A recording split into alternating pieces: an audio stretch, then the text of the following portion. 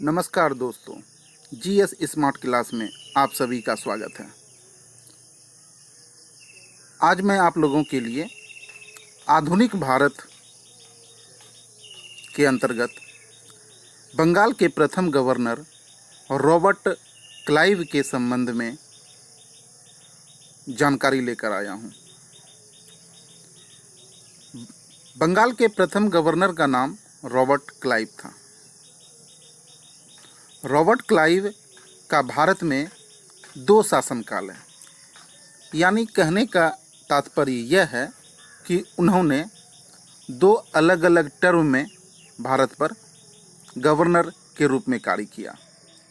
1757 से लेकर 1760 उसका पहला कार्यकाल था और दोबारा वह बंगाल के गवर्नर बने 1765 में और 1767 तक रहे। आगे बढ़ते हुए यहाँ पर कुछ बंगाल के बारे में बताने का प्रयास किया गया है और उसे गवर्नर से जोड़ने का प्रयास किया गया है। जैसे कि हम सभी जानते हैं, बंगाल नवाब अलीवर्दी खां की मृत्यु के बाद सिराजुद्दौला बंगाल का नवाब बना था। सिराजुद्दौला नवाब बनने के बाद अंग्रेज़ों से किलाबंदी को लेकर उसका अनबन हो गया। यानी नवाब बनने के बाद सिराजुद्दौला और अंग्रेज़ों के बीच किलाबंदी को लेकर अनबन हो गया और सिराजुद्दौला ने अंग्रेज़ों को कोलकाता स्थित कासिम बाज़ार पर कब्जा कर लिया और अंग्रेज़ों को बंगाल के बाहर करने के लिए दृढ़ निश्चय किया और अंग्रेज़ों को बंगाल की दक्षिणी सीमा फुल्टा द्वीप तक पहुंचा दिया। सिराजुद्दौला ने अंग्रेज़ों को फुल्टा द्वीप तक पहुंचाकर वापस लौट गया। यानी कि कहने का तात्पर्य यह है, उसने पूरी बंगाल से बाहर नहीं किया, यानी बंगाल के अंतिम छोर तक पहुंचा दिया अंग्रेज़ों को और फुल्टा द्वीप तक पहुंचा करके वह वापस कलकत्ता चला आया। यह सिराजुद्दौला के इतिहास में सबसे बड़ी भूल मानी जाती है। शायद उसने बंगाल से बाहर कर दिया होता अंग्रेज़ों को। यह अंग्रेज अपने सहयोगी के इंतजार में फुल्टा द्वीप पर रुके रहे। इसी समय दक्षिण भारत से रॉबर्ट क्लाइव का आगमन होता है। यानी यहाँ पर मैंने बंगाल से रॉबर्ट क्लाइव कैसे जुड़ा उसे समझाने का प्रयास किया है। जब सिराजुद्दौला ने अंग्रेज़ों को बंगाल से बाहर कर फुल्टा द्वीप तक पहुंचा दिया और फुल्टा द्वीप में सैनिक अपने सहयोगी का इंतजार करने लगे, तो वो सहयोगी कौन आए? रॉबर्ट क्लाइव आए। रॉबर्ट क्लाइव, दक्षिण भारत से रॉबर्ट क्लाइव का आगमन होता है और अपने सैनिकों के साथ उत्तर भारत की ओर आते हैं और फुल्टा द्वीप से अंग्रेजी सैनिक को साथ लेकर बंगाल पर हमला कर देते हैं। तो इस टॉपिक में रॉबर्ट क्लाइव के बारे में जो जानकारी दी गई है वह बंगाल से जोड़ने के क्रम में, यानी कि बंगाल से कैसे रॉबर्ट क्लाइव जुड़ते हैं। तो अंग्रेज सैनिक को साथ लेकर रॉबर्ट क्लाइव बंगाल पर हमला कर देते हैं, जिस कारण सिराजुद्दौला को 9 फरवरी 1757 को अलीनगर की संधि करनी पड़ जाती है। याद रखिए, कोलकाता का प्राचीन नाम ही अलीनगर है। इसी अलीनगर के संधि के उल्लंघन का आरोप लगाकर, जैसा कि हम जानते हैं इतिहास में अंग्रेजों द्वारा भारतीय शासकों से संधि की जाती थी और बाद में इसी संधि का उल्लंघन का आरोप हमेशा भारतीय शासकों पर लगाया जाता था। रॉबर्ट क्लाइव ने भी वही किया। अलीनगर की संधि का उल्लंघन का आरोप लगाकर रॉबर्ट क्लाइव ने प्लासी के मैदान में 23 जून 1757 को सिराजुद्दौला के साथ युद्ध किया, जिसे इतिहास में प्लासी का युद्ध के नाम से जानते हैं। तो प्लासी का युद्ध 23 जून 1757 बहुत प्रसिद्ध युद्ध है। अलीनगर की संधि का उल्लंघन का आरोप को लेकर यह युद्ध लड़ा गया। इसमें सिराजुद्दौला की हार होती है। अतः याद रहे, पलासी के युद्ध में अंग्रेजी सेना का नेतृत्व रॉबर्ट क्लाइव ने किया था। जब हम बंगाल का अध्ययन करेंगे तो सिराजुद्दौला के बारे में और विस्तार से पढ़ेंगे। यहाँ संक्षिप्त जानकारी देते हुए रॉबर्ट क्लाइव से जोड़ने का प्रयास किया गया है।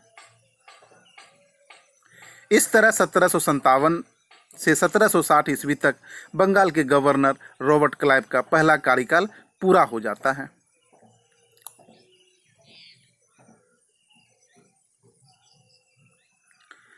जब 1764 ईस्वी में बक्सर का युद्ध हुआ, बक्सर का युद्ध 1764, जिसमें एक तरफ बंगाल के नवाब मीर कासिम, अवध नवाब शुजा उद्दौला और मुगल बादशाह शाह आलम द्वितीय था, तो दूसरी तरफ अंग्रेजी सेना का नेतृत्व हेक्टर मुनरो ने किया। तो पुनः एक बार, बक्सर का युद्ध 1764 ईस्वी में हुआ था, जिसमें एक पक्ष में बंगाल के नवाब मीर कासिम थे, अवध के नवाब शुजा उद्दौला थे, मुगल बादशाह शाह आलम द्वितीय थे, और दूसरे पक्ष में ईस्ट इंडिया कंपनी थी, जिसका नेतृत्व हेक्टर मुनरो ने किया था। इस युद्ध में अंग्रेजों की जीत हुई और एक साथ 2 नवाब और एक मुगल बादशाह की हार हुई। तो इस हार के बाद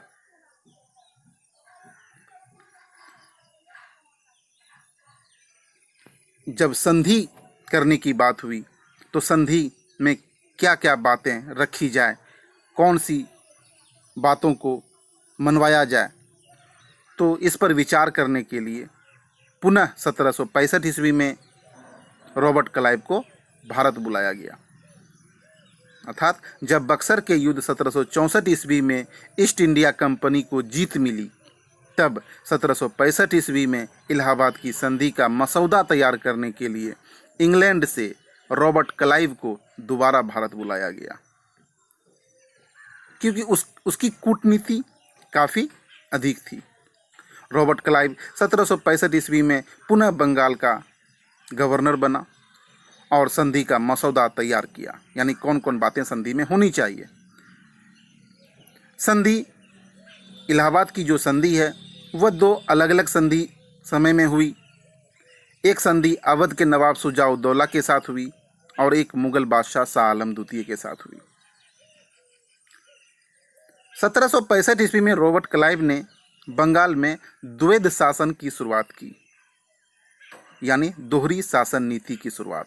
बहुत महत्वपूर्ण ये पॉइंट है। द्वैध शासन की शुरुआत बंगाल में कब हुई? 1765। ये 1772 तक रहती है, यानी इसे दोहरी शासन नीति कहते हैं।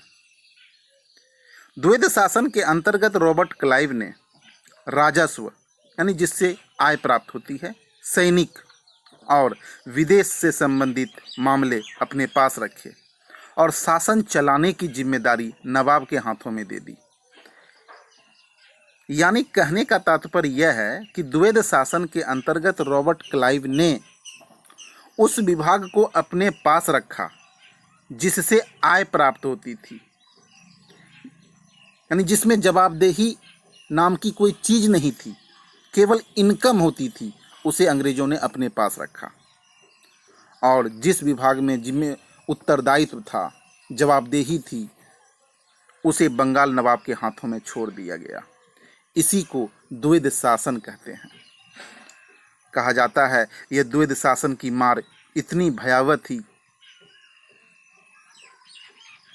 कि 1770 के आसपास बंगाल क्षेत्र में भयंकर अकाल पड़ा था। बंगाल को लूट लिया गया था अंग्रेजों के द्वारा, इस द्वैध शासन के द्वारा। रॉबर्ट क्लाइव ने बंगाल के समस्त क्षेत्र में 2 उप दीवान नियुक्त किए। बंगाल के लिए मोहम्मद रजा खां को और बिहार के लिए राजा सिताब राय को नियुक्त किया। तो मैंने आप लोगों को रॉबर्ट क्लाइव के संबंध में जानकारी उपलब्ध कराया। आपको ये वीडियो कैसा लगा कमेंट बॉक्स में लिखकर बताएं और हमारे चैनल को सब्सक्राइब करें, अपने दोस्तों के बीच शेयर करें। इसी तरह का मैं वीडियो आगे बनाते रहूँगा। आगे के गवर्नर जनरल के बारे में भी जानकारी उपलब्ध कराऊंगा। गवर्नर और गवर्नर जनरल में क्या अंतर होता है, गवर्नर जनरल और वायसराय में क्या अंतर होता है, इन सब बातों को ध्यान में रखकर भी आगे वीडियो बनाऊंगा। तो लाइक करें, सब्सक्राइब करें, दोस्तों के बीच शेयर करें। धन्यवाद, शुक्रिया।